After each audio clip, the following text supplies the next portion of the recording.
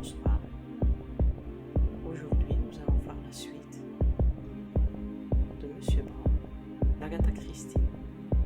Mais avant, j'aimerais vous inviter à vous abonner à ma chaîne, comme ça on augmentera la communauté et vous pourrez choisir le prochain livre que je pourrai narrer. Car, vous l'avez remarqué, un livre, ça peut durer jusqu'à 9 heures de narration. Ça serait bien que ce soit au moins un livre que vous aurez choisi. Alors n'hésitez pas, ça ne coûte rien. Et puis ça me fait plaisir aussi. Alors sans plus tarder, nous allons commencer. Chapitre 15. Katsu est demandé en mariage. Julius sursauta. Comment? Je croyais que vous le saviez. Quand est-elle partie? Voyons un peu. Nous sommes lundi, n'est-ce pas? C'était mercredi dernier. Mais oui, le même soir où vous êtes tombé sur mes plates-bandes. Ce soir-là? Avant ou après? Attendez que je me rappelle. Mais oui, c'était après. Madame Vandemeyer avait envoyé un message urgent. La jeune fille et l'infirmière qui s'en occupaient partirent par le train de nuit. Julius s'écroula dans son fauteuil. La nurse Edith, qui est partie avec une malade. Oui, c'est cela, je me souviens, murmura-t-il. Mon Dieu, avoir été si près d'elle. Le docteur Hall le regardait stupéfait. Je ne comprends pas. La jeune fille n'est-elle donc pas chez sa tante? L'autre hésita. Ne faudrait-il pas avertir la police? Non, non, il est probable qu'elle se trouve chez d'autres parents. Le docteur n'était guère convaincu, mais il se rendait compte que Sir James était décidé à garder le silence, et qu'il lui serait impossible de faire dire au célèbre avocat un mot de plus contre son gré.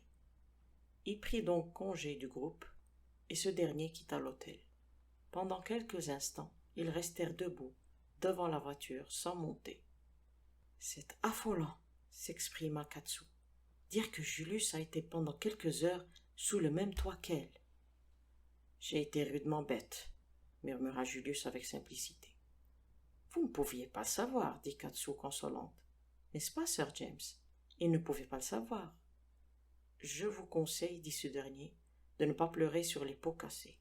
Ce n'est pas la peine. »« Que faire maintenant? » demanda Katsu, pratique comme toujours. Sir James haussa les épaules. Vous pourriez insérer une annonce pour tâcher de retrouver l'infirmière qui l'accompagnait. C'est tout ce que je peux vous proposer. Et j'avoue que je n'ai guère confiance dans le résultat. Autrement, il n'y a rien à faire. Rien? Répéta Katsu. Et Tommy? Il ne nous reste qu'à espérer, répliqua Sir James. Espérons toujours. Mais par-dessus la tête baissée de Katsu, ses yeux se rencontrèrent avec Julius, et presque imperceptiblement, il secoua la tête. Il considérait le cas comme désespéré. Le jeune Américain lui aussi était sombre. Sir James prit la main de Katsu. « Faites-moi savoir s'il se passe quelque chose. On me fera suivre les lettres. »« Vous partez ?»« Je vous l'avais dit, je crois. En Écosse. »« Oui, mais je pensais que... » Elle hésita. Sir James haussa les épaules. « Ma chère enfant, je crains de ne plus pouvoir rien faire. Toutes nos espérances se sont évanouies. S'il se présente une autre possibilité, je serai heureux de vous aider. Mais pour le moment, il n'y a rien à faire. » Ces mots semblaient lugubres à Katsu. « Je crois que vous avez raison, dit-elle. Quoi qu'il en soit, merci d'avoir tâché de nous aider. Au revoir. » Julius se pencha sur le moteur. Sir James, en regardant le visage désolé de la jeune fille, sembla soudain pris de pitié. « Ne vous désolez pas, Miss Katsu, » murmura-t-il très bas. « Souvenez-vous que, quand même, pendant les vacances, on fait quelquefois de la bonne besogne. » Une nuance dans sa voix fit lever les yeux à Katsu. Intriguée, elle ouvrit la bouche, mais il secoua la tête en souriant. « Non, je ne dirai plus rien. C'est une trop grande erreur d'en dire trop. Ne dites jamais tout ce que vous savez, même à ceux que vous connaissez le mieux. Souvenez-vous-en. Compris? Au revoir. » Il s'éloigna. Katsu, la bouche entr'ouverte, le regardait partir. Elle commençait à comprendre ses méthodes. Une fois déjà, Il lui avait parlé ainsi, par allusion. Qu'y avait-il sous ces brèves paroles? Voulait-il dire, après tout, qu'il n'abandonnerait pas l'affaire, mais qu'il s'en occuperait encore secrètement? Ses méditations furent interrompues par Julius, qui lui demanda d'entrer dans la voiture. « Vous avez l'air préoccupé, dit-il. Le vieux vous a-t-il dit quelque chose ?» Katsu ouvrit impulsivement la bouche, mais la referma de nouveau. « Ne dites pas tout ce que vous savez, même à ceux que vous connaissez le mieux, » avait dit Sir James. Et dans un éclair, un autre souvenir surgit dans sa tête. Julius devant le coffre-fort, dans l'appartement de Madame Vandemeyer, sa question à elle, et le silence précédant la réponse. Non, rien. N'y avait-il vraiment rien? Ou avait-il trouvé quelque chose qu'il voulait garder pour lui tout seul? S'il faisait des réticences, elle pouvait en faire aussi. Rien de spécial, dit-elle. Elle sentit plutôt qu'elle ne vit le regard curieux de Julius. Que diriez-vous d'une promenade dans le parc? Si vous voulez.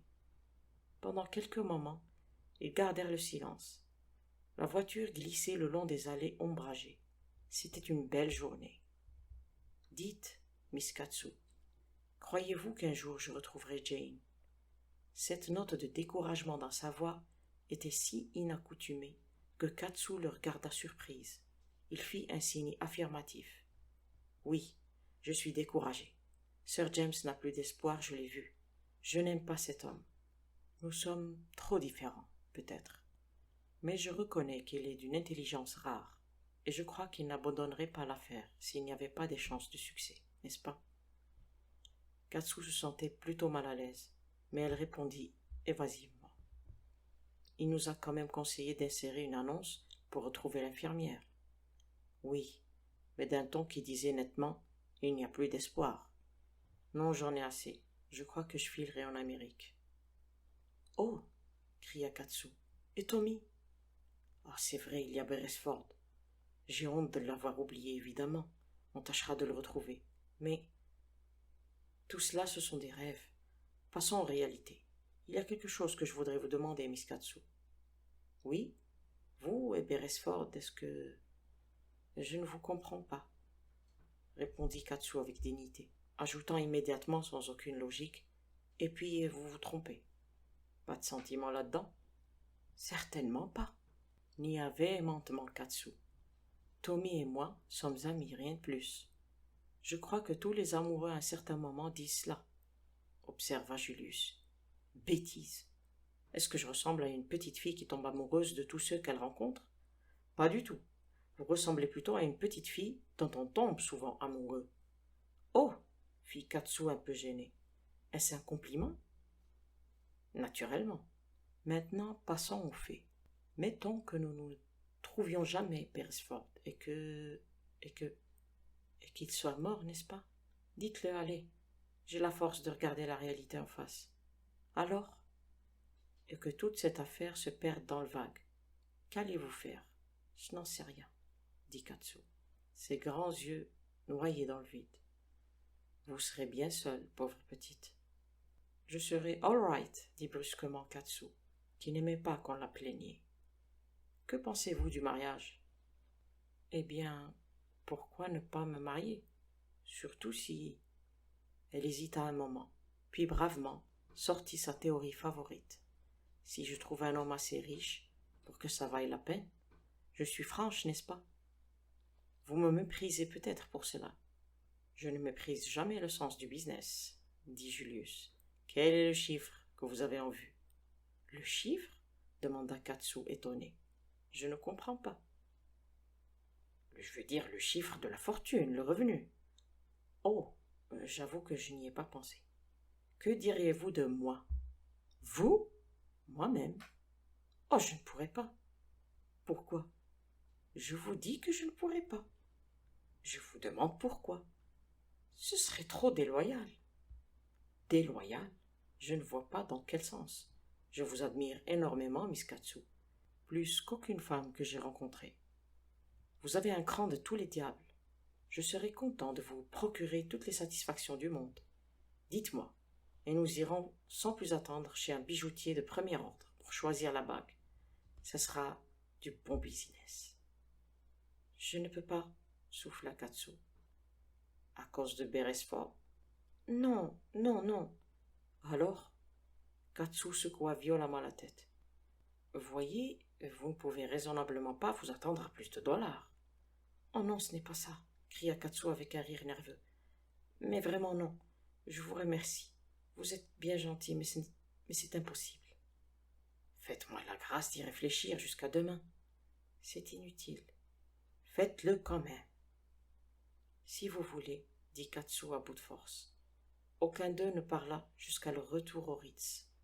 Katsu monta dans sa chambre. Elle se sentait moralement épuisée après son combat avec l'énergique Julius. Assise devant sa glace, elle se contemplait curieusement. « Folle !» murmura-t-elle. Enfin, petite folle. Tout ce que tu voulais, tout ce que tu espérais dans la vie, et tu dis non, non, comme une bécasse. C'est ta seule chance. Pourquoi ne la saisis-tu pas? Cramponne-toi, accroche-toi. Que veux-tu de plus? Mais ses yeux s'arrêtèrent sur une petite photo de Tommy dans un cadre usé, à côté de la glace. Un instant, elle lutta contre elle-même, puis abandonnant toute contrainte, elle pressa la photo contre ses lèvres et éclata en sanglots. « Oh, Tommy, cria-t-elle, je t'aime tant, et je ne te reverrai peut-être jamais. » 5 minutes plus tard, Katsu se redressa, se moucha vigoureusement. « Maintenant, dit-elle sévèrement, regardons un peu les faits en face. Katsu m'a tout l'air d'être amoureuse d'un jeune idiot, qui ne s'en soucie probablement même pas. » Ici, elle s'arrêta un instant. En tout cas, il ne m'a jamais dit qu'il s'en soucie. Il n'aurait pas osé. J'ai toujours médit du sentiment. Et me voilà plus sentimentale qu'une autre. Que les femmes sont bêtes, je l'ai toujours dit. Maintenant, je dormirai probablement avec sa photo sous mon oreiller, et je rêverai à lui toute la nuit. C'est terrible d'être infidèle à ses principes. Katsu secoua tristement la tête. Que dira Julius? Il est américain. Il voudra que je donne une raison. Je me demande s'il a trouvé quelque chose dans ce coffre-fort. Ici, les pensées de Katsu prirent une autre direction. Elle repassa dans sa mémoire les événements de la nuit. Il semblait se rattacher en quelque sorte aux paroles énigmatiques de Sir James. Soudain, elle eut un haut-le-corps. Tout le sang quitta son visage. « Impossible, murmura-t-elle. Impossible. Je suis folle d'y avoir pensé. Idée monstrueuse, mais qui expliquerait tout. » Après avoir réfléchi quelques instants, elle s'assit au bureau et écrivit une courte lettre dont elle pesa chaque mot. Elle relut, puis satisfaite la glissa dans une enveloppe adressée à Julius. Elle traversa le couloir et frappa à la porte de son salon. Comme elle s'y attendait, il était vide. Elle laissa la lettre sur la table.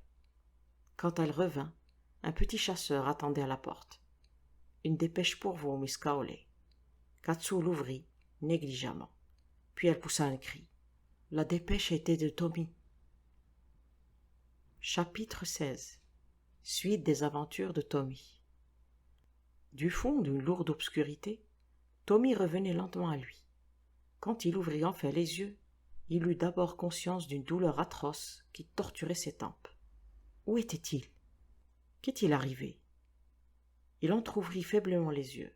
Ce n'était pas sa chambre du Ritz. Et pourquoi diable sa tête lui faisait si mal? Crénom, dit Tommy, et il essaya de se redresser. Il s'était souvenu. Il se trouvait dans cette maison sinistre de Soho. Poussant un gémissement, il retomba. Mais à travers ses paupières mi-closes, il inspectait l'entourage. « Le voilà qui reprend ses sens, » dit tout près de lui une voix qu'il reconnut être celle du président. Il sentait qu'il ne devait pas revenir à lui trop tôt, et restait facilement inerte tant que sa tête le torturait ainsi. Il était incapable de faire preuve de présence d'esprit. Il essaya péniblement de deviner ce qui s'était passé. Quelqu'un avait dû se glisser derrière lui pendant qu'il écoutait, et lui asséner un coup sur la tête. On savait qu'il était un espion, et on ne mettrait pas longtemps à se débarrasser de lui.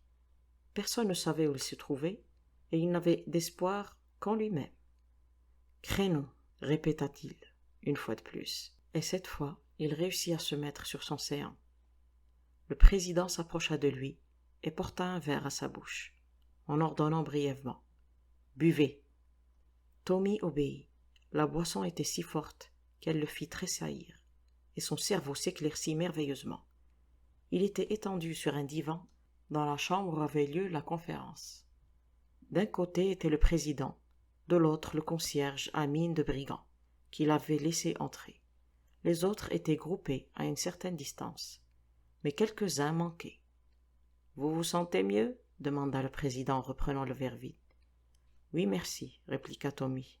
« Vous avez de la chance, mon jeune ami, d'avoir un crâne si épais. Conrad a le poing solide. » Et il indiqua le concierge qui s'exclava. Tommy fit un effort pour tourner la tête. « Ah, dit-il, c'est vous, Conrad? Vous aussi, vous avez de la chance. Quand je vous regarde, je me dis que c'est presque dommage que vous ne m'ayez pas tué. Vous feriez si bien à la potence. » L'homme rugit, et le président dit calmement. « Il ne risquait rien. »« Vous croyez ?» répliqua Tommy. « Je sais que c'est à la mode de dédaigner la police. Quant à moi, j'y crois encore. » Son attitude semblait extrêmement calme et détachée. Tommy Beresford était de ces jeunes Anglais qui ne se distinguent pas par leur capacité intellectuelle brillante, mais qui, dans une situation difficile, savent faire appel à toute leur énergie. Leur gaucherie et leur prudence naturelle disparaissent à ces moments-là. Tommy se rendait parfaitement compte que son salut était dans son esprit d'invention, et sous des dehors nonchalants, son cerveau travaillait furieusement. Le président reprit froidement. « Avez-vous quelque chose à dire avant qu'on ne vous mette à mort, comme espion ?»« Des tas de choses, » répliqua Tommy, toujours avec la même amabilité. « Vous niez avoir écouté à la porte ? Je ne le nie pas. Toutes mes excuses. Mais votre entretien était si intéressant que mes scrupules ont été vaincus. Comment êtes-vous entré ? » ?»« Grâce à ce brave Conrad, » Tommy sourit en désignant le concierge. « Je regrette de devoir incriminer un serviteur fidèle, mais il vaudrait mieux pour vous avoir un chien de garde mieux dressé. » Conrad se justifia violemment. « Il a donné le mot de passe. Comment aurais-je su ? » ?»« Mais oui, pauvre homme, comment aurait-il su ?» appuya Tommy. « Ne le blâmez pas. Il m'a procuré le plaisir de vous voir tous face à face. » Ces mots provoquèrent un léger trouble dans le groupe, mais le président l'apaisa d'un geste.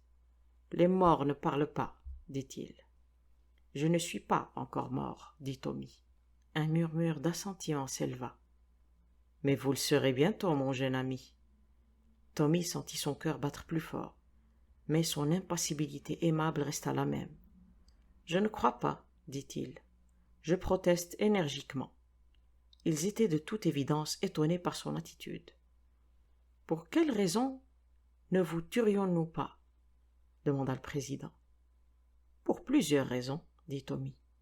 Vous m'avez posé des tas de questions. Me serait-il permis de vous en poser une, pour varier ? Pourquoi ne m'avez-vous pas tué tout de suite, avant que je ne sois revenu à moi ?»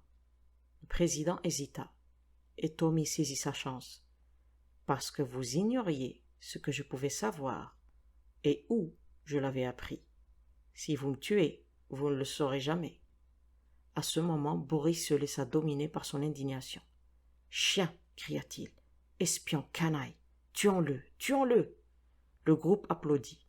« Entendez-vous » dit le président, les yeux fixés sur Tommy. « Qu'avez-vous à répondre à cela ?» Tommy haussa les épaules. « Répondre, moi ? Qu'ils répondent eux-mêmes. Comment suis-je entré ici ? Rappelez-vous. C'est qu'il a dit, ce cher vieux Conrad, grâce à votre propre mot de passe, n'est-ce pas ? Comment se fait-il que je le sache ? Vous ne croyez quand même pas que je suis venu là par hasard et que je prononçais les premiers mots qui me sont venus à l'esprit ? » Tommy était fort satisfait de cette dernière phrase. Il regrettait seulement que Katsu ne fût pas là pour en apprécier toute la saveur. « C'est vrai, » dit tout à coup l'ouvrier. « Camarades, nous avons été trahis. » Un murmure agité s'éleva. Tommy sourit, encourageant. « C'est ça, utilisez votre cerveau. Sans ça, vous savez, on n'arrive pas à grand-chose. »« Vous nous direz qui nous a trahis, dit le président. Mais cela ne vous sauvera pas. Nous avons certains moyens pour faire parler un homme, n'est-ce pas, Boris ? » « Bah !» fit Tommy, méprisant, s'efforçant de vaincre une sensation singulièrement déplaisante. Vous ne me supplierez pas, et vous ne me tuerez pas. Et pourquoi cela? Parce que vous tueriez la poule aux œufs d'or. Il y eut une pause. L'assurance de Tommy avait ouvert une brèche. Ils n'étaient plus aussi sûrs d'eux-mêmes. L'ouvrier regarda longuement Tommy. Il bluffe, dit-il tranquillement. Tommy haïssait cet homme. L'avait-il deviné? Le président se tourna vers lui violemment. Que voulez-vous dire? Que pensez-vous que je veuille dire? Répartit Tommy, cherchant désespérément une issue. Boris bondit soudain vers lui et levant le poing. Parle, chien, parle. Ne vous agitez pas, mon cher, dit tranquillement Tommy. Vous êtes trop émotif, vous autres Slaves. Voyons, regardez-moi. Ai-je l'air de croire que vous allez me tuer? Il les fixa tous d'un regard confiant, heureux qu'ils ne puissent entendre les battements de son cœur. Non, avoua Boris, hargneux. Vous n'en avez pas l'air. Dieu merci, il n'est pas sorcier, pensa Tommy. Puis il continua. Et pourquoi suis-je si confiant? Parce que je sais quelque chose qui me met en état de vous proposer un échange. Un échange? Oui. Ma vie et ma liberté contre. Il s'arrêta. Contre quoi? Le groupe s'avança. On aurait pu entendre voler une mouche. Tommy énonça lentement. Contre les papiers que Danvers a transportés sur le Pacifique. L'effet de ces mots fut foudroyant. Tous se dressèrent. Le président écarlate s'exclama. « Vous les avez ?» Avec un calme magnifique, Tommy secoua la tête. « Mais vous savez où ils sont ?»« Pas le moins du monde. »« Mais alors ?» Bien qu'irrités, les visages qui le regardaient paraissaient étonnés, convaincus que ces paroles contenaient quelque chose de réel. « Je ne sais pas où sont les papiers, mais je crois pouvoir les trouver. J'ai une idée. » Bah, Tommy leva la main pour apaiser les exclamations de dédain. Je dis une idée, mais elle repose sur des faits qui ne sont connus que de moi. En tout cas, que perdez-vous si je vous procure les papiers? J'ai ma vie et ma liberté. D'accord? Et si nous refusons? Dit le président. Tommy se rejeta sur son divan. Jusqu'au 29, dit-il doucement, il reste moins de 15 jours. Un instant, le président hésita. Puis il fit signe à Conrad. Emmenez-le dans l'autre pièce. Pendant 5 minutes, Tommy resta assis sur le lit dans la chambre voisine. Son cœur battait à tout rompre. Il avait tout misé sur cette carte. Que déciderait-il? Et pendant tout le temps que le torturait cette question horrible, il se moquait de Conrad, au point de rendre foudrage le maussade concierge. Enfin, la porte s'ouvrit et le président le rappela. « Le prisonnier devant le tribunal » annonça Tommy en entrant. Le président fit signe à Tommy de s'asseoir en face de lui. « Nous acceptons, dit-il, à certaines conditions. Il faut que vous nous donniez les papiers avant d'être remis en liberté. »« Idiot, dit aimablement Tommy. Vous croyez que je peux les chercher si vous me retenez ici? Alors que voulez-vous de nous? Je dois être libre de chercher. » Le président se mit à rire. « Nous prenez-vous pour des enfants qui se laissent duper par de belles promesses? » « Non, dit Tommy pensif. Il est évident que vous ne consentirez pas à ce plan, bien qu'il soit le meilleur. Eh bien, faisons un compromis. Attachez quelqu'un à ma personne, par exemple ce bon Conrad. Il ne me laissera pas échapper, soyez-en sûrs. Nous préférons, dit froidement le président, vous garder ici. Un de nous exécutera vos ordres. Si les opérations sont compliquées, il reviendra et vous pourrez lui donner les détails. « Vous me liez les mains, » dit plaintivement Tommy. « L'affaire est délicate et votre émissaire gâchera tout. Je ne crois pas qu'un des vôtres puisse avoir le tact nécessaire. » Le président donna un coup sur la table. « Telles sont nos conditions, autrement la mort. » Tommy s'appuya indolemment sur le dossier de la chaise. « J'aime votre style, bref mais net. Donc c'est entendu.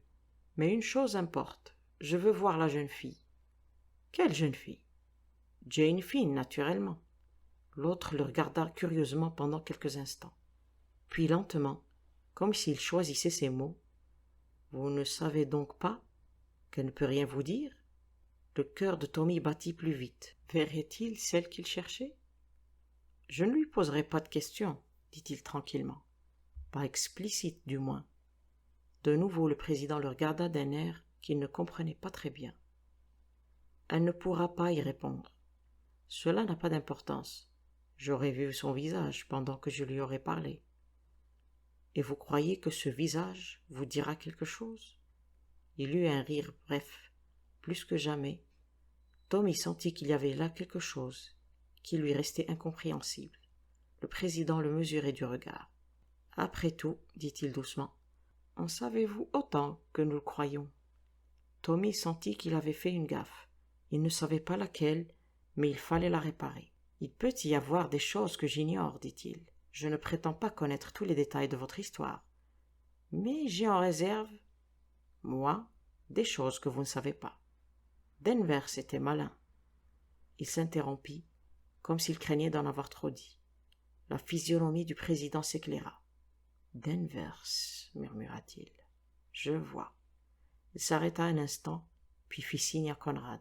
« Emmenez-le en haut. » « Un instant, fit Tommy. Et Jane Finn? On arrangera cela peut-être. »« Sûrement, il le faut. »« Nous verrons. Un seul peut en décider. »« Qui ?» demanda Tommy, mais il connaissait d'avance la réponse. « Monsieur Brown. »« Le verrai-je ? » ?»« Peut-être. »« Allons, marche, » dit rudement Conrad. Tommy se leva docilement. Une fois dehors, le geôlier lui fit montrer l'escalier. Sur le palier, Conrad ouvrit une porte et Tommy entra dans une petite pièce. Conrad alluma une lampe à gaz et sortit. Tommy entendit la clé grincer dans la serrure. Il se mit en devoir d'inspecter sa prison. La pièce était plus petite que celle d'en bas, et l'air particulièrement malsain. Il n'y avait pas de fenêtre. Les murs étaient horriblement sales, comme partout ailleurs. 4 vieux tableaux représentaient des scènes de Faust, Marguerite, avec son coffret de bijoux, la scène de l'église, Cybèle et ses fleurs, Faust et Méphisto, ornaient les murs. Méphisto rappela à Tommy Monsieur Brown. Dans cette pièce isolée, avec sa lourde porte fermée à double tour, il se sentait séparé du monde, et la puissance sinistre du maître des criminels paraissait plus réelle. Même s'il poussait des hurlements, personne ne l'entendrait. C'était une tombe. Tommy fit un effort pour reprendre courage. Il se jeta sur le lit et se plongea dans une longue méditation. Sa tête lui faisait très mal. En outre, il avait faim. Le silence étouffant de sa prison pesait sur lui. Après tout, se dit-il, pour se regaillardir, si mon bluff continue à réussir, je verrai le chef, le mystérieux Brown, et peut-être aussi l'énigmatique Jane Finn. Ensuite, Tommy fut forcé de s'avouer que les perspectives n'étaient guère brillantes. Chapitre 17. Annette. Tommy, qui avait fini par s'endormir, harassé de faim et de fatigue, fut réveillé le lendemain par le grincement de la clé tournant dans la serrure. N'appartenant pas à la catégorie des héros qui s'éveillent en pleine possession de toutes leurs facultés, il cligna des yeux, se remémorant vaguement où il était, puis il se souvint et regarda sa montre. Il était 8 heures. « C'est le premier déjeuner, » se dit joyeusement Tommy, revigoré par un sommeil de 12 heures et par la perspective d'assouvir sa faim. La porte s'ouvrit, et au lieu de Conrad, entra une jeune fille qui déposa sur la table le plateau qu'elle portait. À la faible lueur du gaz, Tommy la regarda et décida sur-le-champ qu'il avait rarement vu une beauté semblable. Ses cheveux étaient d'un châtain cuivré, avec des lueurs d'or, pareilles à des rayons de soleil, prisonniers. Ses yeux immenses avaient une couleur de châtaigne doré. Une idée folle traversa le cerveau de Tommy. « Êtes-vous Jane Finn ?» demanda-t-il en retenant son souffle. La jeune fille secoua la tête. « Je m'appelle Annette, monsieur. » Elle avait un accent français très prononcé. « Oh !» fit Tommy déçu. Puis il demanda. « Française ? » ?»« Oui, monsieur. Vous parlez le français ? » ?»« Un peu, oui, quand ce n'est pas trop compliqué.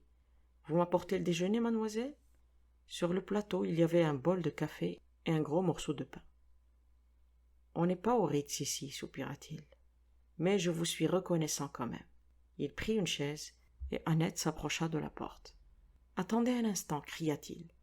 Je veux vous demander des tas de choses. Annette, que faites-vous ici? Ne me dites pas que vous êtes la fille ou la nièce de Conrad, parce que je vous ne croirai pas. Je fais le service, monsieur. Je ne suis la parente de personne ici. Vous avez entendu ce que je vous ai demandé tout à l'heure? Avez-vous déjà entendu ce nom? Jane Finn? J'ai entendu des gens parler d'elle, je crois. Vous ne savez pas où elle est? Annette secoua la tête. Pas dans la maison? Oh non, monsieur. Il faut que je parte. On m'attend. Elle sortit. La clé tourna dans la serrure. Peut-être, se dit Tommy en dévorant son pain, peut-être cette petite m'aidera à sortir d'ici. Elle n'a vraiment pas l'aspect d'une criminelle. À 1 heure, Annette reparut avec un autre plateau, cette fois accompagnée de Conrad. « Bonjour, ami, dit gaiement Tommy. Tiens, pas rasé ce matin ?» Le concierge poussa un grognement. « Vous n'avez pas la répartie facile, mon vieux. Mais ce serait trop que d'avoir de l'esprit quand on est aussi beau. Qu'avons-nous pour déjeuner? Du ragoût? Quelle bonne odeur d'oignon! Cause, grommela le concierge. Tu ne causeras pas longtemps.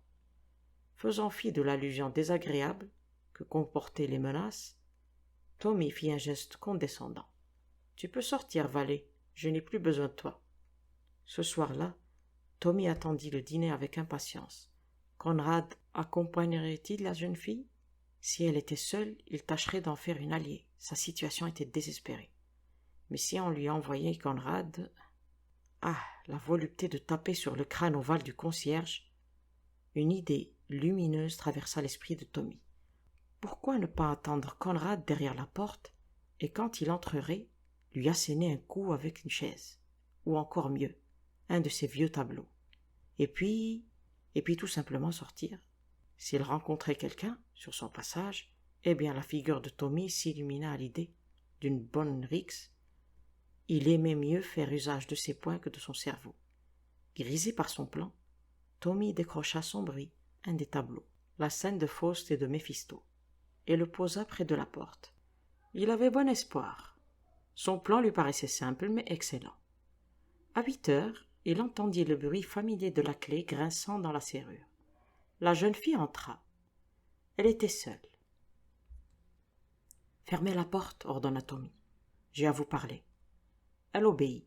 « Écoutez, Annette, il faut que vous m'aidiez à sortir d'ici. » Elle secoua la tête. « Impossible, ils sont 3 là-haut. » Tommy lui fut secrètement reconnaissant du renseignement. « Je suis à leur service. Vous les avez espionnés. Vous êtes dans votre tort. Ce sont de méchantes gens, Annette. Si vous m'aidiez, je vous emmènerais loin d'eux, et vous seriez bien récompensé. » Mais elle secouait toujours la tête. « Non, monsieur, ils me font trop peur. » Elle se prépara à partir. « Attendez !» cria Tommy.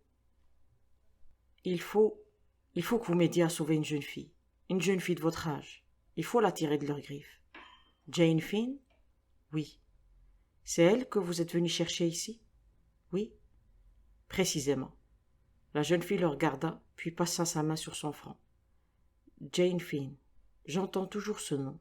Il me paraît familier. » Tommy s'avança avidement. « Vous savez quelque chose sur elle ?»« Rien que le nom. » Elle s'approcha de la porte. Soudain, elle poussa un cri. Elle avait aperçu le tableau qui avait été décroché et adossé au mur. Un instant, il vit son regard affolé de terreur. Puis, tout à coup, aussi inexplicablement, ce regard exprima le soulagement. Vite, elle sortit. Tommy n'y comprenait rien. Avait-elle cru qu'il voulait l'attaquer? Pensif, il raccrocha le tableau. 2 jours encore se passèrent.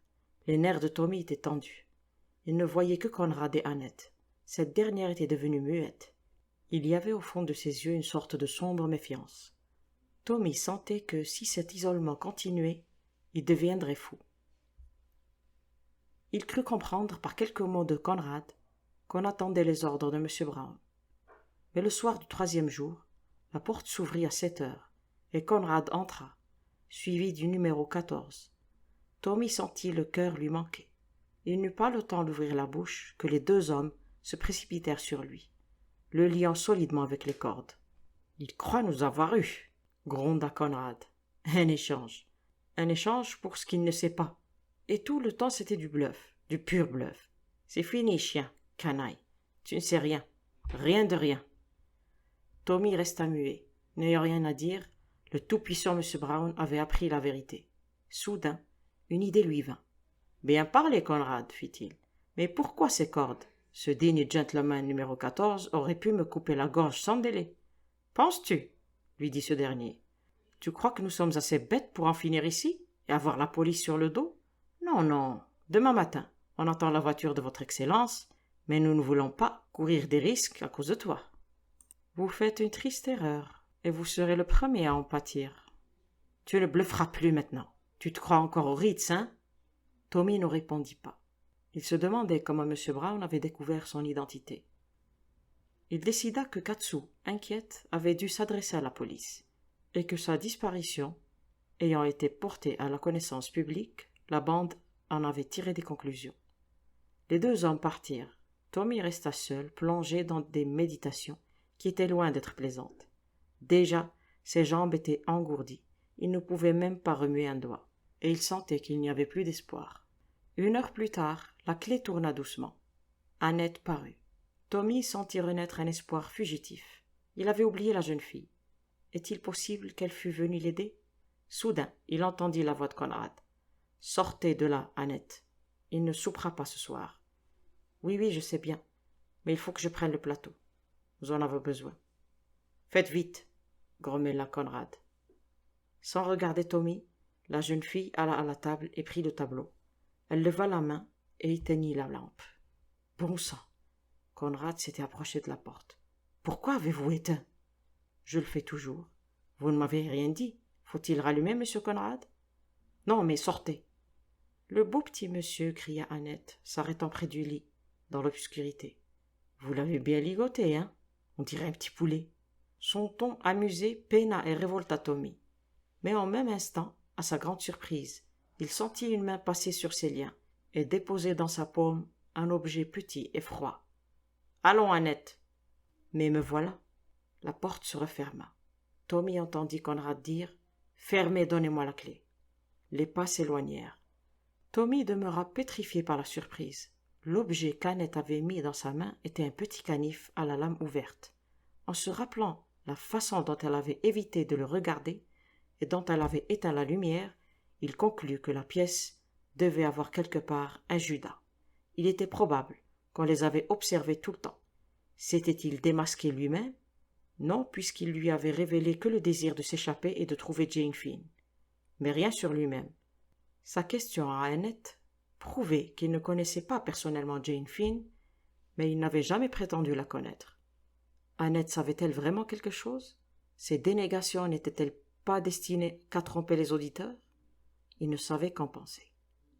Pour le moment, surgissait une autre question, plus actuelle. Pouvait-il, lié comme il l'était, réussir à couper les cordes? Il essaya prudemment de frotter la lame ouverte contre la corde qui attachait les 2 poings. C'était terriblement difficile. Plusieurs fois la pointe entra profondément dans sa chair, mais il continua lentement, obstinément, jusqu'à ce qu'il sentît la corde céder. Une fois les mains libres, le reste fut facile. 5 minutes plus tard, il étirait avec difficulté ses membres engourdis. Son premier soin fut de panser son poignet saignant. Puis il réfléchit. Conrad avait pris les clés, de sorte qu'il ne pouvait plus compter sur Annette. Il fallait attendre le retour des 2 hommes. Mais quand ils rentreraient, Tommy sourit, avançant avec prudence et sans bruit, dans la chambre obscure. Il décrocha le fameux tableau. Son premier projet n'aurait pas été vain. Maintenant, il n'y avait plus qu'à attendre. Il attendit. La nuit passa lentement. Elle semblait interminable à Tommy. Enfin, il entendit des pas. Il se redressa, respira longuement et saisit le tableau. La porte s'ouvrit. Une lueur clignotante apparut au dehors. Conrad s'approcha de la lampe pour l'allumer. Tommy regretta de tout son cœur qu'il fût entré le premier. Il aurait tant aimé prendre sa revanche. Le numéro 14 suivit. Comme il passait le seuil, Tommy lui asséna un coup formidable sur la tête avec le tableau. Le numéro 14 s'écroula dans un fracas de verre cassé. Une seconde plus tard, Tommy passait la porte. La clé était dans la serrure. Il donna un double tour et retira la clé juste au moment où Conrad, de l'autre côté, se jetait contre le battant, en lâchant une grêle de jurons. Un instant, Tommy hésita. Il entendit du bruit en bas, puis la voix du président. « Mille tonnerres! Conrad! Qu'y a-t-il » Tommy sentit une petite main presser la sienne. Annette était derrière lui. Elle lui indiqua une échelle. « Montez vite !» Elle l'entraîna vers l'échelle. Ils arrivèrent dans un grenier poussiéreux. Tommy regarda autour de lui. Il n'y a aucune issue. Chut! Attendez. La jeune fille mit le doigt sur la bouche. Ils écoutèrent. Conrad donnait des coups furieux contre la porte. Le président et un autre tâchèrent de l'enfoncer. Annette chuchota. « Ils croient que vous êtes encore à l'intérieur. Ils ne peuvent entendre ce que dit Conrad. La porte est trop épaisse. » Je pensais qu'on pouvait entendre ce qui se dit dans la pièce. Oui, il y a un Judas dans la chambre voisine. Mais ils ne penseront pas en ce moment. Ils veulent entrer à tout prix. Oui, mais fiez-vous à moi. Elle se pencha. À sa stupéfaction, Tommy la vit attacher une longue corde à l'anse d'un grand broc fêlé. Elle l'arrangea soigneusement, puis se tourna vers Tommy. « Avez-vous la clé de la porte ?»« Oui. Donnez-la-moi. » Il la lui remit. « Je descends. Croyez-vous pouvoir descendre la moitié de l'échelle ? Puis vous accrocher derrière pour qu'il ne vous voie pas ? Bien sûr. Il y a une grande armoire dans l'ombre de la chaîne. Mettez-vous derrière. Prenez le bout de cette corde dans la main. Quand j'aurai fait sortir les autres, tirez. » Et sans s'expliquer davantage, elle sauta légère sur le sol et se jeta au milieu du groupe en criant. « Mon Dieu, qu'est-ce qu'il y a ?» Le président se retourna en jurant. « Il ne manquait plus que vous, ici. Retournez dans votre chambre. » Très prudemment, Tommy descendit quelques marches et se glissa derrière l'échelle. Tant qu'il ne se retournait pas, tout allait bien. Il s'accroupit derrière l'armoire. Les hommes se trouvaient toujours entre l'escalier et lui. « Ah !» Annette sembla trébucher sur quelque chose. « Mon Dieu, voilà la clé. » Le président la saisit et ouvrit la porte. Conrad apparut chancelant. « Où est-il ? L'avez-vous ? » ?»« Nous n'avons vu personne, que voulez-vous dire ? » ?»« Il s'est échappé. » »« Impossible, il aurait dû passer devant nous. » À cet instant, avec une sensation de joie délirante, Tommy tira la corde. Un bruit de porcelaine brisée retentit dans le grenier. Les hommes s'élancèrent sur l'échelle et disparurent dans les ténèbres. Vif comme l'éclair, Tommy s'élança dans le palier et descendit au galop l'escalier, entraînant la jeune fille. Il n'y avait personne dans le hall. Il poussa de toute sa force le verrou qui céda. La porte s'ouvrit. Il se retourna. Annette avait disparu. Tommy s'arrêta pétrifié. Était-elle remontée ? Quelle folle ! Palpitant d'angoisse et d'impatience, il s'immobilisa. Il n'irait pas sans elle. Soudain, des cris retentirent en haut, une exclamation de Conrad et la voix d'Annette terriblement perçante. « Ma foi, il s'est échappé, et si vite, qui l'aurait cru ?» Tommy restait encore viré au sol. Était-ce un ordre de partir ? Sûrement. Puis, encore plus perçante, la voix s'exclama. « C'est une maison terrible. Je veux retourner chez Marguerite. Chez Marguerite. Chez Marguerite !» Tommy s'était élancé vers l'escalier. Elle voulait qu'il partît sans elle. Mais pourquoi ? Coûte que coûte, il fallait l'emmener. Tout à coup, il vit Conrad descendre l'escalier et l'entendit pousser à sa vue un hurlement féroce. Les autres le suivaient. Tommy part à l'attaque de Conrad d'un coup de poing en pleine mâchoire, qui le fit s'écrouler comme une masse. Le deuxième trébucha sur son corps, du haut de l'escalier.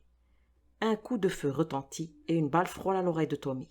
S'il restait, c'en était fini de lui. Il ne pouvait plus rien pour Annette. Du moins avait-il payé le brave Conrad. Il s'élança par la porte ouverte et la referma de toutes ses forces derrière lui. Le square était désert. En face de la maison se trouvait une voiture de boulanger. C'est dans cette voiture qu'on l'aurait emmené loin de Londres, et son corps aurait été retrouvé à des lieues et des lieues de la maison de Soho. Le chauffeur sauta à terre et essaya de lui barrer la route. Mais le poing de Tommy l'envoya rouler sur le pavé. Tommy prit ses jambes à son cou et courut de toutes ses forces. La porte s'était ouverte et une pluie de balles le poursuivait. Heureusement, Aucune ne l'atteignit. Il arriva à un tournant. Ils ne peuvent pas continuer à tirer, pensa-t-il. Je suis étonné qu'ils aient osé le faire. Comment n'a-t-on pas entendu? Il entendit les pas de ses poursuivants derrière lui et redoubla de vitesse. Une fois sorti de ces ruelles, il serait en sûreté. Il y aurait un agent quelque part. Il préférerait l'éviter, les explications seraient trop difficiles. Mais s'il le fallait... 1 minute après, il bénit sa chance. Il avait trébuché sur le corps d'un homme étendu, probablement un ivrogne, qui poussa un cri d'alarme et se mit à courir. Tommy se retira vivement dans l'ombre d'une voûte. Un instant plus tard, il eut le plaisir de voir ses 2 poursuivants, dont l'un était le président, courir à la suite de l'ivrogne qui se sauvait à toutes jambes. Tommy s'assit tranquillement par terre et attendit d'avoir repris son souffle. Ensuite, il s'en alla, sans se presser, dans la direction opposée. Il regarda sa montre. Il était près de 4h30. Le ciel blanchissait rapidement. Au premier tournant était posté un agent, qui le considéra d'un œil soupçonneux. Tommy se sentit offensé. Puis, passant sa main sur sa figure, il éclata de rire. Il n'était ni rasé ni lavé depuis 3 jours. De quoi avait-il l'air? Il se rendit immédiatement à un établissement de bain turc ouvert à la nuit. Il en sortit à 7h, transformé, de nouveau capable de bâtir des projets. Se nourrir, il n'avait rien pris depuis la veille à midi. Entrant dans un bar, il commanda du café, du pain beurré et des œufs. Tout en mangeant, il parcourut des yeux un journal. Soudain, il poussa une exclamation. Devant lui, en première page, s'étalait le portrait du numéro 1. Un long article présentait M. Kramenin, qui n'occupait aucun poste officiel, mais qui était connu comme un des animateurs de l'extrême gauche. Il venait d'arriver à Londres. Après déjeuner, Tommy se rendit à Whitehall et fit passer sa carte avec le mot « urgent ». Quelques instants plus tard, il se trouvait en présence de l'homme qui ne portait pas ici le nom de M. Carter. « Je croyais, dit ce dernier, les sourcils froncés, qu'il était entendu que vous ne me dérangeriez pas ici. »« Oui, sir, mais j'ai cru important de ne pas perdre de temps. » Aussi brièvement que possible, il exposa les événements des dernières journées. Avant même qu'il eût fini, M. Carter donnait des ordres par téléphone. « Vous avez raison, les minutes sont comptées. Je crois qu'il ne soit trop tard. Vous dites que vous avez reconnu le numéro 1 comme étant Kramenin? Tant mieux. Nous le soupçonnions sans avoir de preuves. Et les autres? Voyez ces photos. Reconnaissez-vous quelqu'un? Tiens, Westway. C'est surprenant. Il passe pour un modéré. Oui, vous avez fait là des découvertes précieuses, jeune homme. Le 29, dites-vous? Nous avons bien peu de temps, jusque-là. Bien peu. S'ils réussissent à trouver le document avant nous, nous sommes finis. L'Angleterre sera en proie à l'anarchie. Allô? Qu'est-ce? La voiture? Venez, Beresford, nous irons voir cette maison. 2 agents étaient postés devant la maison de Soho. Un inspecteur fit un rapport à M. Carter, à voix basse. Ce dernier se tourna vers Tommy. Les oiseaux ont laissé la cage vide, comme nous le craignions. Entrons quand même. Tommy croyait rêver en parcourant la maison déserte. Tout était à sa place. La chambre qui lui avait servi de prison, avec ses tableaux, le broc cassé dans le grenier, la pièce où s'était tenue la conférence, mais nulle trace des papiers. On les avait détruits ou emportés, et nulle trace d'Annette. « Je suis étonné par ce que vous me dites de la jeune fille, dit M. Carter. Vous croyez qu'elle s'est retournée de son plein gré? Je le crois. Elle est montée pendant que je poussais le verrou. Dans ce cas, elle doit appartenir à la bande. Mais en sa qualité de femme, elle ne voulait pas voir tuer un gentil garçon.